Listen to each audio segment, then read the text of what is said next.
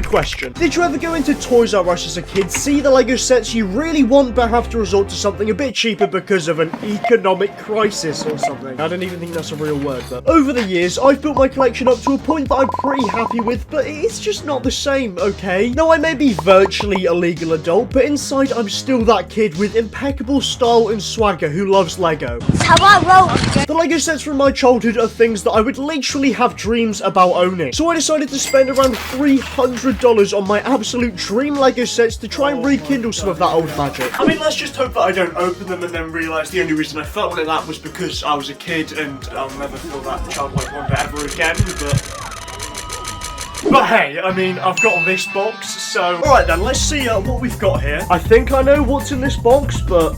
Oh my god. This is just incredible. That's actually just mental. Hero Factory is a Lego theme from the early 2010s and was my introduction into Lego as a whole. I mean, here's one of my creations I made at Legoland, and his name is Pablo. Oh my god, he's so cool. The memories are just flooding back. These are all of like the Generation 1 Hero Factories. You've got Furno here. Wow. So building them up felt like I was that 7-year-old kid again who'd make the most random creations with my friends battle it out without a care in the world. I mean, this is just one of those things that literally as a kid I used to have literal dreams about. Oh, and did I mention, there's a literal phenomenon called The Dream where fans of Lego wake up and think they found the old sets from their childhood. Just like anyone's dreams they might have of past memories or kind of reliving old moments that you go back to in your dreams. This is something that feels real. It makes you wonder if Lego actually has a bigger impact on your life than you'll ever know, if it can literally change the very fabric of your mind. I literally own these now. I own them. I have them. Wow. I actually am kind of struggling to fathom the fact that I own a lot of these now, but now I could do a lot of the things I'd always wanted to do with them as a kid because I had no friends. Like, for example, creating a trip hazard, fighting my dog, playing hide and seek, basically anything I could think of. I ended up binge watching the show because it's an absolute classic, and needless to say, these things are incredibly valuable to me and filled a small gap in my childhood, and I think they definitely lived up to my expectations, though there is still a dozen other sets that I missed out on. Now, it's not because my parents were horrible people or anything else, it's because of him. He never bought me any of the sets I really wanted for Christmas, so I need to overtake him in subscribers, but firstly hit 300k. So please subscribe because I've still got tons of other Lego sets up my sleeve. Like box number 2. Very nice. That is cheeky. I'm like 99% sure I know what's in here, but in the early 2010s, Lego released several different themes to try and find something that stuck. Dinos, elves, Chima, Atlantis, Ultra Agents, but this was something more special. Oh my god.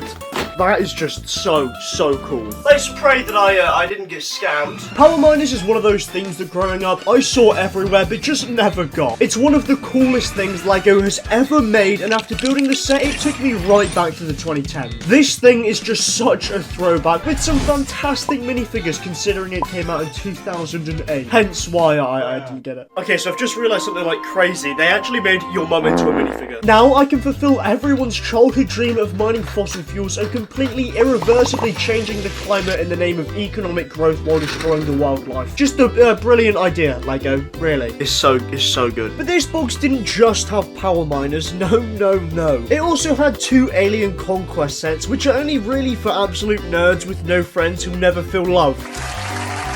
Themes like this always had a ton of different sets so you could make your own battles, and that's all I ever wanted to do as a kid. And with these sets, I could do exactly that. Not only was there this UFO thing, but also this walker, which I think just looks so cool. These simple little things have had such a profound impact on my life and changed me as a person hugely. Playing with those sets again triggered those old feelings of like childhood wonder and just enjoying life. This is something that feels real.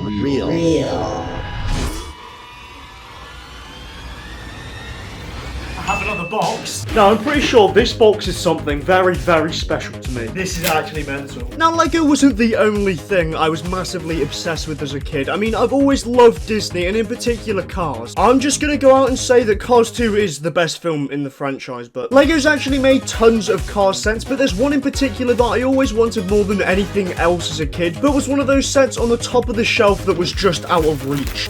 Oh my god, are you kidding me? Wow. Oh my god, that's so cool. I'd say this is probably one of my biggest childhood dreams. I cannot honestly explain to you how much this set means to me. I mean, just look at it. It's just beautiful. It's just so beautiful. That's just stunning. The nostalgia. I mean, there's just nothing quite as cool as Lightning McQueen, okay? And building this thing up was an experience quite unlike anything else. I mean, it's just hard to put into words. After finishing this set, it felt like some sort of mythical being, a creature of unimaginable beauty, which you can open to see Lightning McQueen. The recreation of the characters into LEGO was done so well. I mean, these stickers are fantastic and the interior is so detailed. LEGO, I salute you. Hey, my name's Meg. It's probably for the best that I didn't have it as a kid, because I know for a fact that I would have done some really stupid things with it. Nice. And I'm not gonna let this thing out of my sight. I mean, it's coming everywhere with me. Wait a second, is that another box containing another classic LEGO set from another one of my favourite things growing up? I actually had this set as a kid, but I lost all the pieces, so this is quite nice. Getting a LEGO set like this again after all these years is so cool. I mean, it really makes you wonder if LEGO's actually regressed, because this is Buzz Lightyear in 2011, and this is him in 2020. I mean, LEGO, what are you thinking? I mean, there's so many sets growing up that defined my childhood, but none quite as much as Ninjago. Now, when Ninjago was meant to be ending in 2013, I kind of gave up on LEGO for a little bit, and as a result missed out on some of the coolest sets to have been released. However, this box here contains a set that might just be able to change that. I'm actually quite nervous about this, to be honest. Alright, the moment of truth. Oh my god. It's sealed. It's literally sealed. Oh my god. This is one of the most classic Ninjago sets, and building this thing up, I can't describe just how overjoyed, happy, and numb this made me feel.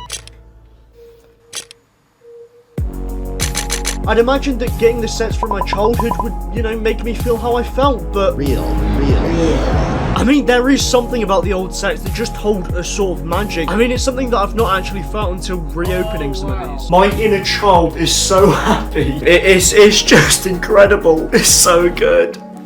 The world's got us thinking that we need to buy the next brand new LEGO set to feel that joy again. The thing I've learned from building these sets up though is that it was never the LEGO that made us feel like that. Instead of buying something and leaving it to rot in our rooms, we would only get a new set a few times a year, so we had to really cherish it. To someone like me and someone who'd probably be watching this video, it means a lot more. The reason the old LEGO sets felt so special is because, well, they were, you know, you weren't getting a brand new LEGO set every other week. I got this way back in 2013 for my birthday, and it's by far my favorite birthday present. You had to really think about what you were buying, and that's the reason you felt so happy once you got it. I can't believe it. Maybe it's not LEGO that's changed what they're putting out, maybe it's us. We never take the time to truly appreciate and enjoy the things we buy anymore because we're so obsessed with collecting and putting things onto a shelf that we never take a moment to stop and think. Maybe that's what we miss, and maybe that's the LEGO dream. And I also remember building stuff whenever, you know, I was down or sad or having problems. And It's a great thing to inspire you and just because it's been there like all my life. So I pretty much own Lego everything. So yeah, that's why.